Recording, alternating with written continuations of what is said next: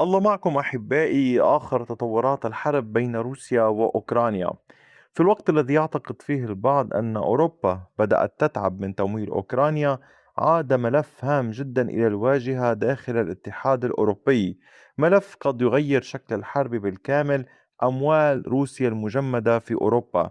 هولندا تقود الآن تحركا جديدا داخل بروكسل لاستخدام ما يصل إلى 210 مليارات يورو من الأصول الروسية المجمدة من أجل تمويل أوكرانيا واستمرار يمكن قول هذه المعارك. لكن المشكلة هنا ليست مالية فقط، بل قانونية وسياسية وحتى أمنية، لأن أوروبا تخشى شيئا واحدا: ماذا لو ردت روسيا بقوة؟ فمنذ بداية الحرب بين روسيا وأوكرانيا قامت الدول بتجميد مئات المليارات التابعة للبنك المركزي الروسي. أكبر جزء من هذه الأموال موجود داخل بلجيكا كما تحدثت عدة مرات، وتحديدا في مؤسسة مالية اسمها يوروكلير، وحدها تحتفظ بحوالي 185 مليار يورو من الأموال الروسية المجمدة. هذه الأموال بقيت مجمدة لسنوات، لكن أوروبا كانت تتجنب لمسها بشكل مباشر خوفا من التداعيات. والآن الوضع بدأ يتغير. هولندا تقول بشكل واضح: القرض الأوروبي الحالي لن يكفي أوكرانيا. فالاتحاد الأوروبي كما نشرت لكم منذ فترة وافق على قرض بحوالي 90 مليار يورو لدعم كييف خلال العامين القادمين. لكن التقديرات الأوروبية نفسها تقول إن أوكرانيا قد تحتاج أكثر بكثير إذا استمرت الحرب. وهنا عادت بعض الدول الأوروبية تسأل: إذا كانت الأموال الروسية موجودة أصلا فلماذا لا نستخدمها؟ لكن داخل أوروبا لا يوجد إجماع. دول مثل إستونيا وفنلندا ودول أخرى في البلطيق تؤيد بقوة استخدام الأموال الروسية. هذه الدول ترى أن روسيا هي من بدأت الحرب وبالتالي يجب أن تدفع الثمن. في المقابل هناك دول تخشى العواقب. بلجيكا تحديدا تعتبر يمكن قول الأكثر قلقا، لأن الأموال موجودة على أراضيها، وأي قرار بالمصادرة قد يجعلها يمكن قول هناك ردا روسي مباشر تجاهها. والحكومة البلجيكية تخشى عدة أمور: يعني أن تقوم روسيا بمصادرة أصول أوروبية إضافية داخل الأراضي الروسية، أن تدخل شركات أوروبية في معارك قانونية ضخمة، أن تهتز الثقة العالمية باليورو والنظام المالي الأوروبي. وهنا تظهر مشكلة قول خطيرة جدا. البنك المركزي الأوروبي نفسه حذر سابقا من استخدام هذه الأموال بشكل كامل. لماذا؟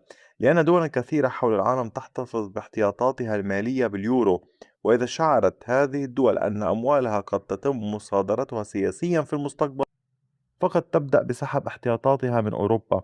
وهنا يمكن قول هذا قد يضرب مكانة اليورو عالميا. بمعنى آخر، القضية لم تعد فقط كيف نساعد أوكرانيا، بل أصبحت هل أوروبا مستعدة للمخاطرة بنظامها المالي من أجل هذه الحرب؟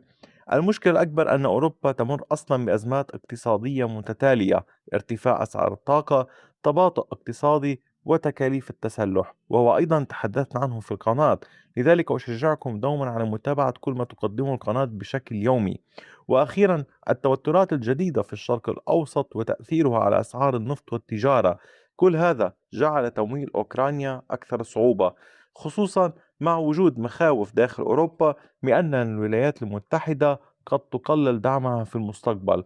وإدارة ترامب لا تعطي حتى الآن ضمانات واضحة بشأن تمويل إضافي طويل الأمد لكييف، وهذا ما يدفع الأوروبيين للتفكير بحلول جديدة. لكن هناك نقطة مهمة جدا: حتى الآن أوروبا لم ترسل فعليا الأموال الجديدة المتفق عليها بالكامل إلى أوكرانيا، والاتحاد الأوروبي ما يزال يناقش طريقة صرف القروض وآلية استخدامها. ومع ذلك بدأت بعض الحكومات تتحدث من الآن عن الحاجة إلى أموال إضافية. هذا يعكس شيئا مهما: الكثير داخل أوروبا لا يعتقد أن الحرب ستنتهي قريبا، رغم كل الحديث عن المفاوضات والسلام.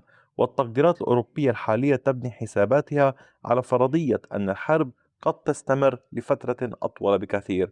في النهاية، أوروبا تجد نفسها أمام خيارين صعبين: إما الاستمرار في الاقتراض الجماعي لتمويل أوكرانيا، أو الانتقال إلى خطوة أكثر خطورة وهي استخدام الأموال الروسية المجمدة بشكل مباشر. لكن هذه الخطوة قد تفتح بابا لمواجهة اقتصادية وقانونية ضخمة مع موسكو.